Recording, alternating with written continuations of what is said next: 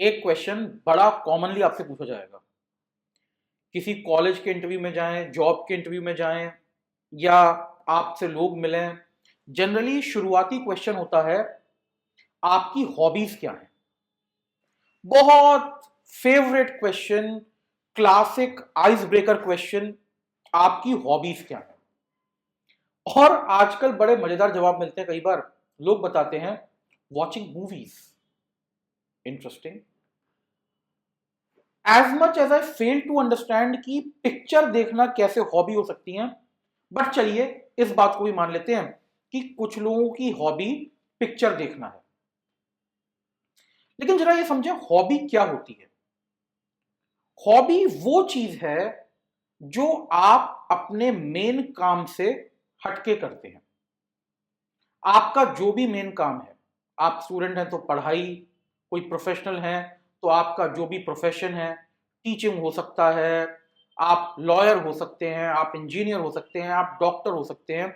तो जो भी आपका मेन काम है उससे हटके आप अगर कोई और काम नॉन प्रोफेशनली और नॉन कमर्शियली कर रहे हैं, तो मेरे हिसाब से वो चीज हॉबी है। अब यहां पे मैंने जो दो बातें बोली, नॉन प्रोफेशनली नॉन कमर्शियली, वो क्यों इंपॉर्टेंट है ये समझें। देखिए, हॉबी अगर कमर्शियल एंड को लेके आप कर रहे हैं, पैसा कमाने के एंड को कर रहे हैं देख के, तो उसमें प्रॉब्लम क्या होगी। आप उसमें जो एक्सपेरिमेंटेशन करना चाहते हैं, जो उसमें नई फ्रेशनेस ला सकते हैं, जो बोल्ड डेवलपमेंट्स करना चाहते हैं, कई बार वो नहीं हो पाते।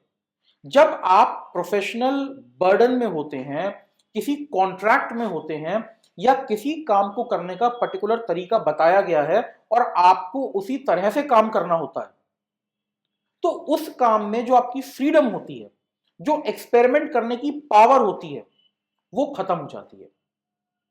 इसीलिए एटलीस्ट शुरू में तो अपने हॉबी को प्रोफेशन से अलग रखिए, उसे कमर्शियल एक्टिविटी मत बनाइए।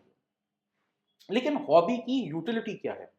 देखिए, हॉबी की यूटिलिटी ये है, अगर आप कोई भी एक तरह का काम कर रहे हैं अपने प्रोफेशन में और आपकी हॉबी उससे थोड़ी सी डिफरेंट है, जैसे मान लीजिए आपका प्रोफेशन है टीचिंग और आपकी हॉबी है डांसिंग, तो टीचिंग के वक्त आपके जो न्यूरल पाथवेज बनेंगे और जो डांसिंग के वक्त आपके पैटर्न्स बनेंगे ब्रेन के, वो बिल्कुल अलग अलग होंगे। तो आपके ब्रेन की जो लर्निंग कैपेसिटी है ना, वो हमेशा इंप्रूव होती रहेगी। दूसरी बात, जब आप टीचिंग से हटके डांसिंग करेंगे और उसमें डेडिकेटेड टाइम देंगे, एक तो आपका जो फटीग है टीचिंग का, जो आपके प्रोफेशन का फटीग है, वो खत्म हो जाएगा। दूसरी बात, हो सकता है डांसिंग में आपको कुछ ऐसे लेसन मिले जिनको आप उठा के टीचिंग में यूज कर पाए और आप अपने टीचिंग के पैटर्न को चेंज कर लें।